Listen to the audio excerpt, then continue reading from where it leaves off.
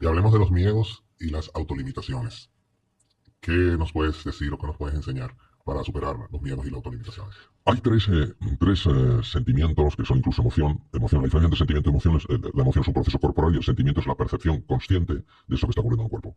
Hay tres sentimientos y emociones que son tremendamente disfuncionales en el ser humano. Tremendamente disfuncionales. La ira, el miedo y la culpa. La ira tiene dos expresiones. La ira exterior, que podemos ver desde la persona que insulta, hasta la persona que hace gestos de amenaza, hasta la persona que golpea o incluso mata. Pero hay una forma mucho más oculta, que es la ira encerrada, la ira contenida, el volcán durmiente. Y que en un momento determinado tu hijo, tu hija, tu pareja, un compañero, un amigo dice algo y saltas con una tremenda violencia, ¿no? Esa es la ira. El miedo. El miedo es una emoción que, ajustado en intensidad y en contexto, tiene todo el sentido del mundo. Si yo me voy a un parque natural en la India y no tengo precaución, sabiendo que hay serpientes cobras, sabiendo que hay tigres, sabiendo que hay leopardos, soy un insensato. El problema del miedo en el ser humano es que la mayor parte de los miedos son generados por la mente. Entonces, cuanto más miedo tenga yo a una persona, más la voy a atacar y voy a sentir que me estoy defendiendo. Ya. Entonces hay que tener mucho cuidado porque la ira y el miedo son las dos caras de la misma moneda, exactamente la misma moneda.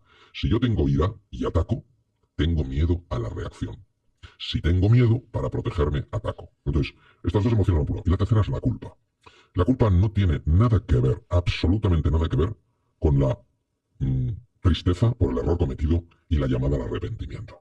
¿Mm? He cometido un error, he hecho un daño, ha tenido unas consecuencias, lo siento profundamente y voy a ver cómo puedo reparar esto. Eso es necesario y perfectamente válido. La culpa es el castigo que yo infrinjo en otra persona o en mí para hacerme sufrir de forma constante. Me hago sufrir porque soy culpable de lo que hice. Me hago sufrir porque soy culpable de lo que soy. Me hago sufrir porque cometeré errores y meteré la pata. Entonces la culpa es devastadora. Y los tres, yo le llamo los tres jinetes del apocalipsis, porque la ira, el miedo y la culpa van siempre de la mano. Entonces, ¿qué te diría? Lo primero que te diría es que es absolutamente esencial vigilar la mente. Y cuando tú sientas ira, lo primero que tienes que hacer es no abrir la boca y no mandar un email y no llamar por teléfono o mandar un WhatsApp, porque eso es una bomba de relojería. Yo a veces lo he comentado en algún curso que he dado, digo, si estás muy enfadado con alguien y quieres mandar un email y dices, no, este es el email que le tengo que mandar, tú te lo mandas a ti mismo y lo lees al día siguiente. Pues lo lees al momento, dices, perfectamente justifica. Cuando ves al día siguiente que se ha reducido toda la tensión emocional, dirás, menos mal que no lo mandé.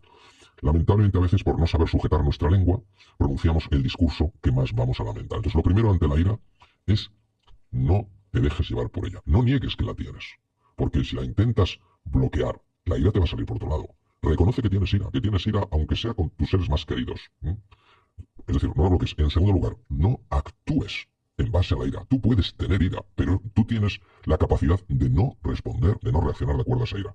En tercer lugar, lo que tienes que hacer es observar la ira. Tienes que desapegarte de la ira. Sé que es difícil, también sé que se puede hacer. Intenta tomar distancia y observa esa ira, cómo está afectando tu cuerpo. Notarás a lo mejor que se te contrae la mandíbula, notarás que la respiración es más torácica.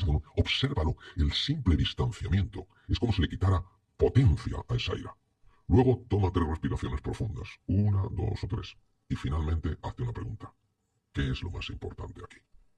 Y entonces descubrirás que lo más importante aquí no es reaccionar, sino responder. Como todo pide un entrenamiento, como todo pide un entrenamiento. Y cuanto mejor nos entrenemos, mejor vamos a poder gestionar esto. El miedo, exactamente lo mismo. La mayor parte de los miedos son absolutas creaciones de la mente para bloquearnos. Descartes, un filósofo de la talla de él, el padre de la filosofía racionalista, escribió una carta al final de su vida que decía, mi vida estuvo llena de preocupaciones, la mayor parte de las cosas jamás sucedieron.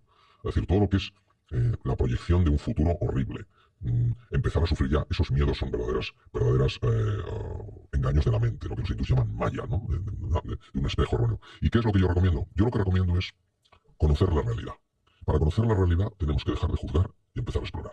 Es decir, alguien dice una cosa y ya me lleno de ira, porque he dado por hecho que lo que yo he interpretado es la única realidad. Y no es la realidad, es una realidad, la mía. Si yo en ese momento juzgo y condeno y castigo, me sale mi ira o mi miedo, porque si mi ira le afecta a otra persona a ver cómo contraataca, yo no podré conocer. Si yo tengo la humildad de decir, mi realidad no es la realidad, es una realidad, ¿qué es lo que has querido decir? Explícamelo. muchísimas veces nos vamos a dar cuenta que la interpretación que hemos hecho no se ajusta para nada con la intención de la persona. Y al final uno tiene que hacerse una pregunta muy sencilla. ¿Cuál es la consecuencia de la ira y el miedo en el cuerpo? Yo te voy a poner un ejemplo. Conozco una persona magnífica. En un momento de ira, se quedó sin ver por un ojo. Pero de repente, lo llevaron a urgencias. Wow. Cuando me lo comentó, llevaba ya 17 operaciones por desprendimiento de retina. 17. El año pasado 17. No sabía que se podía operar la retina tantas veces. En un momento de ira, se te puede romper un vaso cerebral. Puedes tener un infarto de miocardio. Entonces, el propio cuerpo nos está diciendo que esas emociones, aunque nos parecen justificadas, no lo son. No lo son. Podemos establecer límites con firmeza sin tener que ser asesorados por la ira. Porque en la ira, tú eres consciente de lo que dices, pero no eres consciente de cómo lo dices.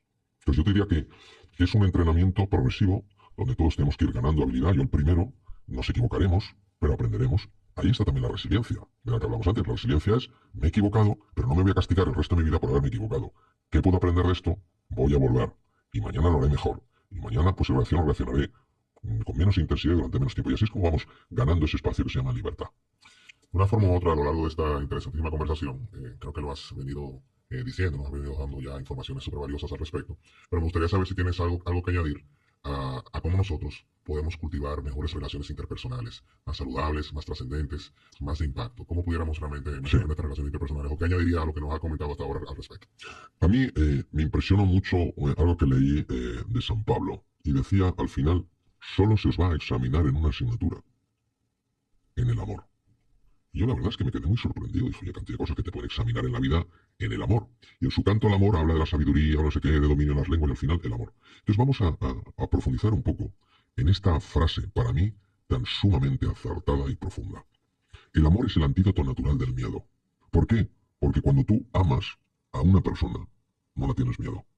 Y porque cuando una persona te tiene miedo, pero se siente amada por ti, deja de tener miedo. Entonces, ¿de qué amor estamos hablando? No estamos hablando del amor como lo entendemos las personas, de forma que es un intercambio. Yo te amo si eres como yo quiero que seas. O me correspondes. O, claro, yo te amo si tú me correspondes. O cosas tan horribles que se oyen a veces, fruto de nuestra ignorancia, nuestra maldad. Si eres así, Dios no te va a querer. Con lo cual, imagínate la imagen que tenemos de ese Dios, y no me extraña que tantas personas, lamentablemente, rechacen a alguien tan sublime, ¿no? Por esa conexión que han hecho. Entonces, ¿qué quiere decir? Que el amor es transmitirle a una persona, yo no te quiero por cómo eres o dejas de ser, yo te quiero por quién eres. Yo te quiero por quién eres, porque eres una persona digna de respeto, porque eres un ser humano. Y desde ese amor sí se pueden establecer límites. Y decir, hasta aquí no, pero yo no busco agredir a la persona, no estoy canjeando, tú te portas de una manera, yo te amo. Lo que estoy diciendo claramente es, estos son los límites. No está en juego el amor, pero sí está en juego a lo mejor que tú y yo sigamos juntos. ¿Y qué rol juega en todo esto la autocompasión y el autocuidado? Es decir, cómo nosotros, primero, qué importancia tiene para ti ambos términos, pero aparte de eso, cómo impacta realmente en nuestra trascendencia, nuestro manejo de niveles de estrés, nuestra resiliencia. Hablamos un poquito respecto a estos aspectos, sobre todo la autocompasión. Sí, vamos a ver. Primero tenemos que entender que es la compasión, porque la compasión tiene muy mala prensa. En una ocasión, un director general de una empresa me dijo, hombre, yo no puedo tener compasión porque tengo 2.000 personas. Y me dejó bastante descolocado. La compasión tiene dos connotaciones negativas y erróneas en relación a lo que significa compasión. La primera connotación errónea es que la persona compasiva es una persona blanda, que todo lo deja pasar. Iba a decir debilidad. Entonces, claro, se asocia a una debilidad. Es curioso porque en el taoísmo la compasión tiene un componente yin y un componente yang. El componente yin es el abrazo maternal y el componente yang es la firmeza. Tú eres firme estableciendo los límites, pero lo haces con amabilidad, no lo haces con dureza. Entonces, la compasión significa exactamente lo siguiente. Primero, entiendo que estás sufriendo. Para eso tiene que haber previa a la compasión, tiene que haber empatía. No puede haber compasión sin empatía. Es decir, entiendo que estás sufriendo. No me lo dices, pero yo capto que estás sufriendo. Número 2, tu sufrimiento no es, para mí, indiferente. En tercer lugar, quiero ayudarte a reducir ese sufrimiento. Esa es la compasión. Pero fíjate qué bonito, Ney, que la compasión se diferencia radicalmente de la lástima, en que en la lástima yo me siento superior a una persona, mientras que en la compasión yo me siento exactamente igual a esa persona. Entonces, cuando la compasión se pone en marcha, uno no se ve como inferior a la otra persona, sino como cercano, como alguien que quiere compartir destino contigo. Entonces, la compasión es importantísimo desarrollarla, porque es el bálsamo que cura un montón de heridas. Respecto del autocuidado. El autocuidado brilla por su ausencia, entre otras cosas, porque fíjate, antes hablábamos de la ira, del miedo y de la culpa. Fíjate, curioso, muchas personas, si se cuidan, se sienten culpables. porque asociamos erróneamente cuidarse con ser egoísta. Y esto lo he visto yo especialmente frecuente con mujeres, que si van al gimnasio, que si se cuidan, son egoístas porque tendría que estar en casa. No, todo el mundo necesita cuidarse. Hemos visto que la falta de cuidado favorece el estrés crónico. Entonces, ¿cuidarse qué es? Cuidarse es quererse, es respetarse y es valorarse. ¿Eso qué quiere decir? Quiere decir que si tengo que cuidar a mi cuerpo, tengo que respetar mi cuerpo y tengo que valorarlo. Yo no puedo meterle basura. Lo mismo que no dejaría que echaran un cubo de basura en el salón más bonito de mi casa, en la habitación más bonita de mi casa. No, no lo permitiría. Entonces, lo primero es que tengo que tener cuidado con lo que como. O sea, yo me acuerdo una vez, estaba en Asia, me fui a comer unas galletas, tenía un hambre horrible, y las galletas miré y vi que tenían grasas trans. Las grasas trans están prohibidas, son tóxicas.